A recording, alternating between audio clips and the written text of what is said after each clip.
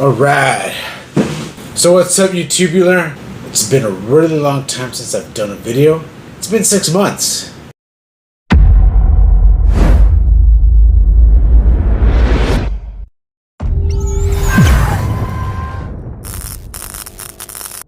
That's too long. So yeah, to my followers, I am so sorry I have not been on here. As per my last video, I was talking about reevaluating the collection, thinking about what I wanted to keep, working on priorities, things that matter, different things. Hell, this might be you, this might not be you. Some of you guys might be reevaluating your collection, selling stuff off, trading stuff off, giving stuff away, whatever it is. A lot of new things coming out that you want to make room for, and you've got to get rid of stuff that you bought just to buy that's just been kind of taking up space, or you realize after you bought it, you're like, do I really want this? Do I really need this? So that's just where I'm at, but I'm not, it's not necessarily where you're at. So this isn't a action figure review or toy review or anything like that. This is, I'm showcasing things that I've pulled out of my vault that I thought I wanted to keep, but after further, evaluation, after further consideration, after thinking things through and seeing what I really did want, what was close to me, what felt more nostalgic, what was more of my influence growing up, and not for nothing, some of these pieces mean a lot to me. They shaped what I am. It was a big influence. I was a big fan of, but I do have other pieces and other items and other things that either compensate for it, or I feel like, okay, I've already got this, so I don't really need this per se. Example 1, Mezco 112 Green Goblin.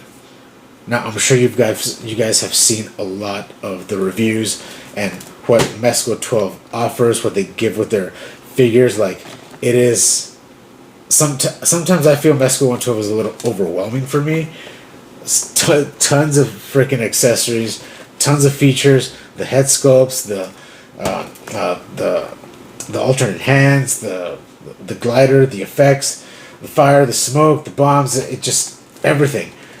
And this is something, I love this figure. It is incredible. Like, I got rid of my Marvel Legends Green Goblin just to get this Green Goblin. Do I regret it? Absolutely not. I got rid of Marvel Legends. I have maybe but like 5 or 6 Marvel Legends that I kept to myself. But when Mezco introduced their Green Goblin, I was like, this is the standard. This is the epitome of Green Goblin to get. But again, going back to my nostalgic reason, going back to what influenced me as a kid, I'm keeping my 1994 Toy Biz Spider-Man animated series Green Goblin in the fucking little card back with the little firing missiles on the side of the his glider and his one like pumpkin bomb or something. So I have that Green Goblin. I love that Green Goblin. It was one of my favorite toys when I was like 10. So this Green Goblin I've already listed to sell, to get rid of. So if anybody wants it, check it out. I think the price is fair. I've seen a lot of these prices, or a lot of these Green Goblins, go for like 200 plus on eBay. That is ridiculous. Holy crap. And some even open, used, without the box, loose, complete but loose, are like 160, 170, like sold listings too. Like, check this out. So mine does come with a box. It is a little torn here on the top flap, but I did provide pictures of everything that it is. I only took the figure out and like maybe changed out one head sculpt. Everything else was still in pack, factory sealed, factory packaged. I put it for 160. Go on my eBay. Here's my eBay handle. I did buy this for like 115, I believe, 110. Plus tax, so it did put me like a little bit over the 120 range. I figured, just if it's going for 180, 190, almost 200, like I thought 160 was fair, but I mean that's just me. And another example Street Fighter 2. Now, Street Fighter 2, I love Street Fighter 2. Evil Ryu, when they introduced him after the Dark Hadou, when he's fights Akuma, just that whole storyline, awesome.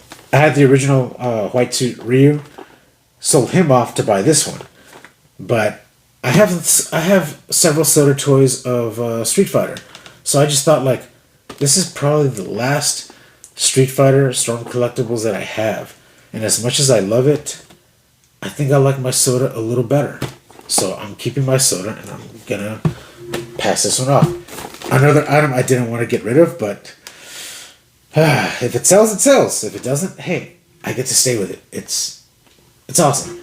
The NECA Duke Nukem, Lose Complete. I've seen some go for like I've seen some ridiculous prices on eBay for this one. He's got a cigar, he's got his gun. This is all he came with. That's it. And I just posed him out, stuck him on my shelf, and that's how he stayed the entire time. Now, one item I do want to talk about that floored me a little bit with the pricing, with the sold listings on eBay. I don't get it. Like, holy crap! Like, some of these Masterverse figures, I guess you only see like 2 restocks at a Walmart or wherever it is they're sold. Because I've only seen them at Walmart, never seen them anywhere else. But Snake Sorceress Tila being listed for over $200.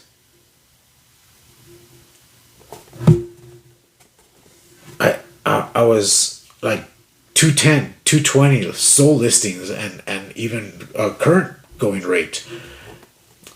Even some of these sold loose listings, like sold loose, like without the packaging, are like 160, 170. Like how? Like okay, there's crazy motherfuckers out there that would pay a pretty penny for certain figures. I've been that crazy motherfucker that would pay a pretty penny for a certain figure or character, whatever. The rate of this Goin figure at sold listings on eBay just really freaked me out, because a couple of years ago, it's like the Revolution Webster.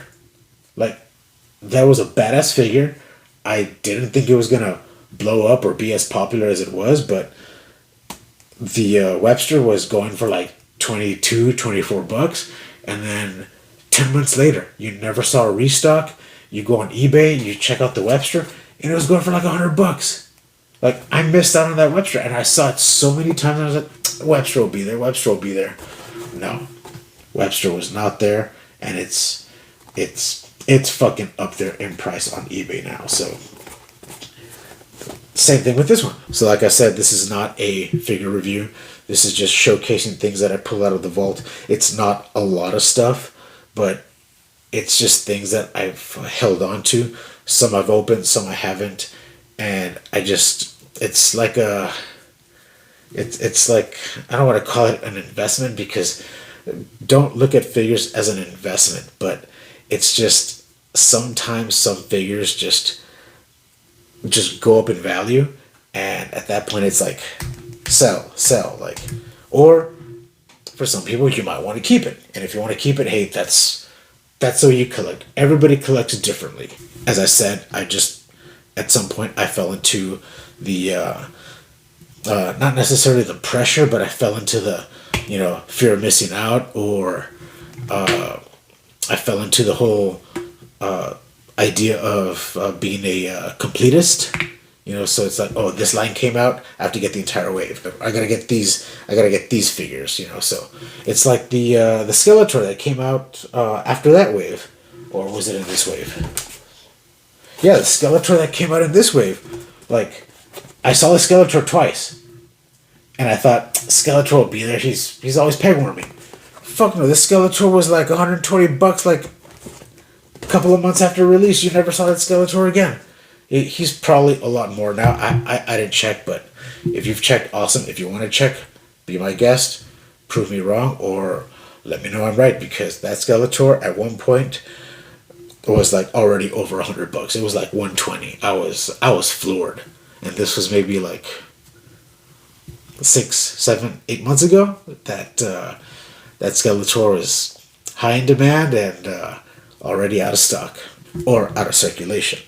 It's us, the consumer, that puts price on these, and we demand a certain figure or will pay a certain price, and that starts setting sort of that starts setting the pace to where everybody else who might have something similar or the exact item, they start to set their price based on what's been sold.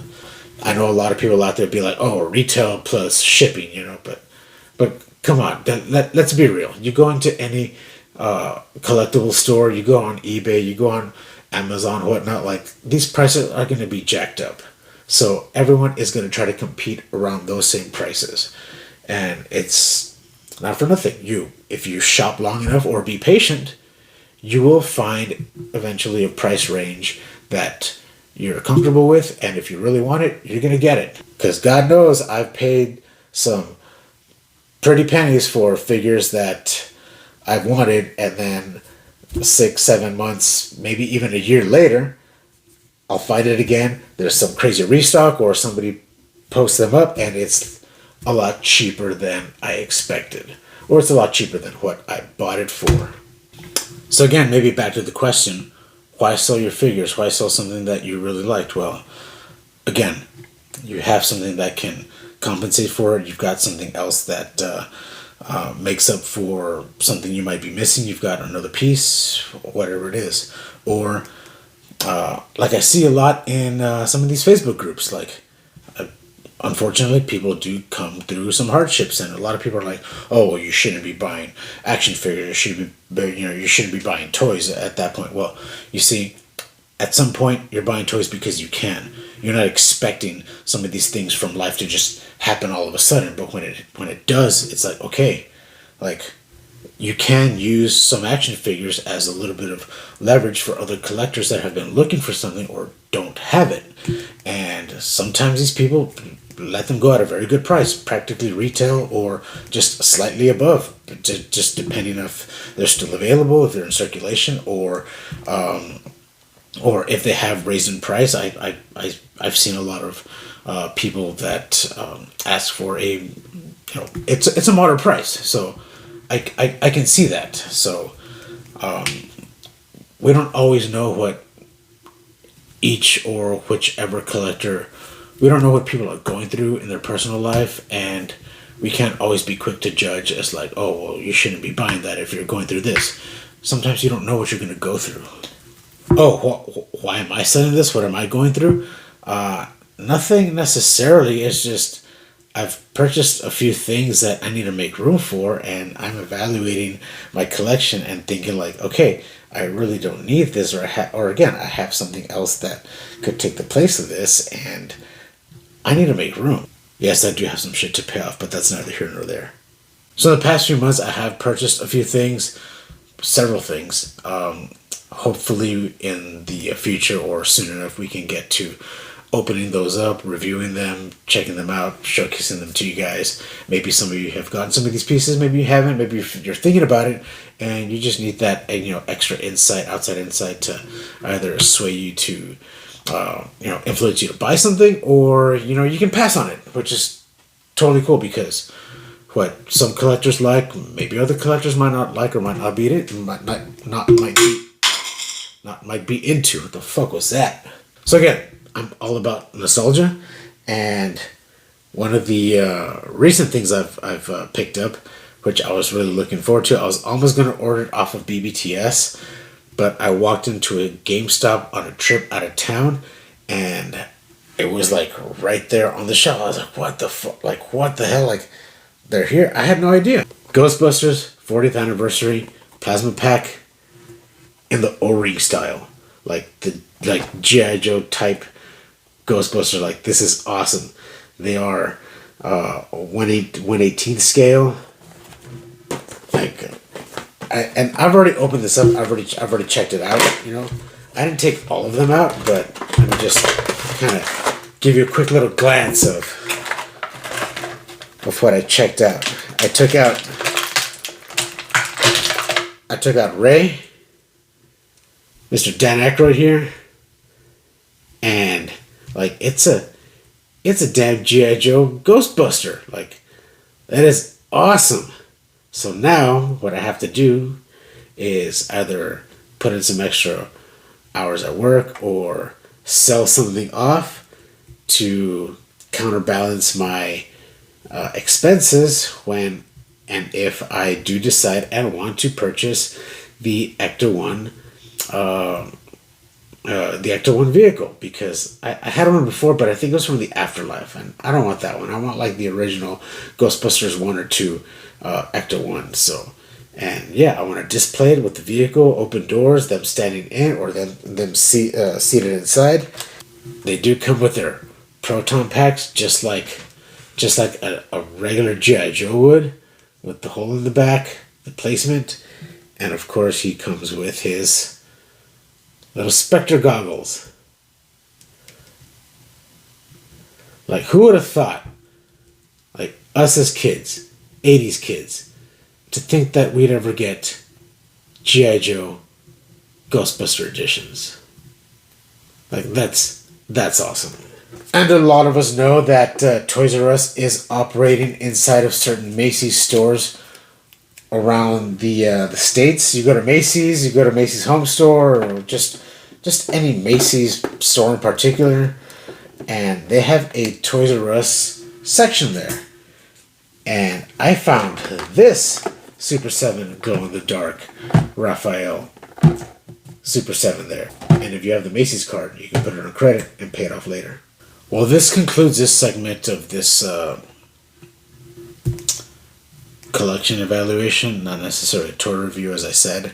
Are you like me, trying to sell off a couple of things, or do you also reevaluate your collection and see, like, damn, what did I just buy just to buy? Why did I, or what did I do, or how did I just, go into this, completist mode, or buying just to buy, just to have, and it sits there on, like, in your closet, or it sits there on a desk for months at a time. You don't even touch it. You don't even care for it. You buy other things. You open those. You check those out, and it's like it comes to a point where it's like, man, like I bought this I bought this a year ago, and it's still in box. Like, get rid of it.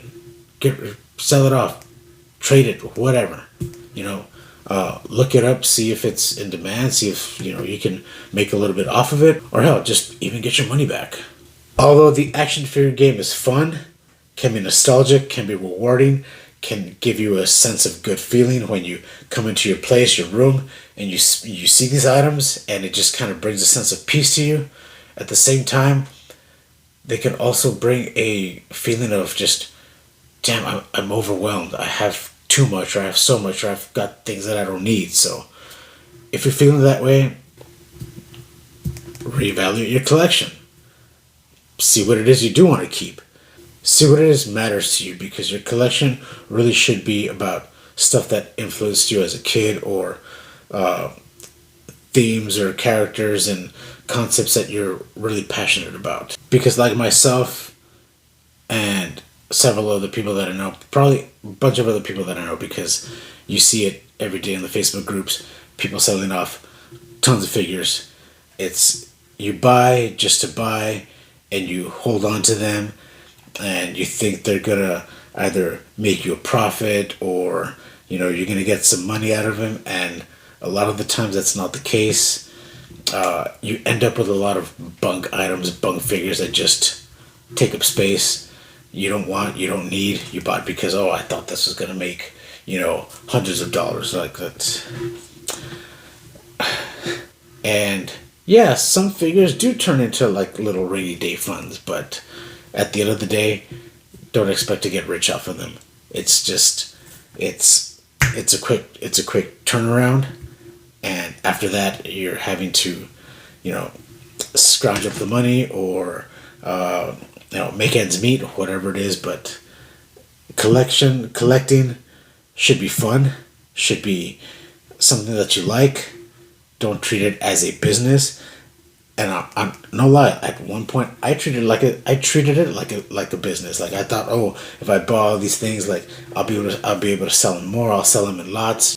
I got into the mentality of like, oh, I'm gonna buy these figures. They're gonna go up in price, or let me buy this and resell it. And it's no, it kept me afloat. That's it. But for anybody thinking that you're gonna get rich off of these figures or make some money, like, it's as fast as it comes is as fast as it's gonna fucking disappear. Thank you guys for watching. Hope you enjoyed. Like, comment, let me know what you thought. If you're in the same boat, or if you have any other insights you want to give to other people that might think this is a lucrative lifestyle or whatever it is, let me know. But we will be back for more with some other items that I did purchase, some things that I do want to keep, and some things we will review, and I'll give you my best opinion and insight on some of these brands and figures. So until next time, keep it furious.